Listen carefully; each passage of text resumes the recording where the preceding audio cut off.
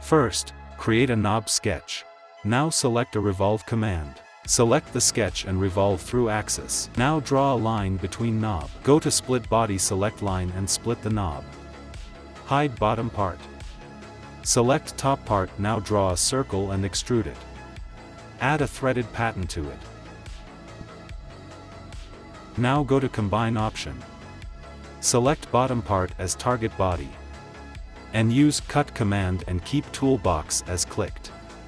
Now add screw holes to knob body.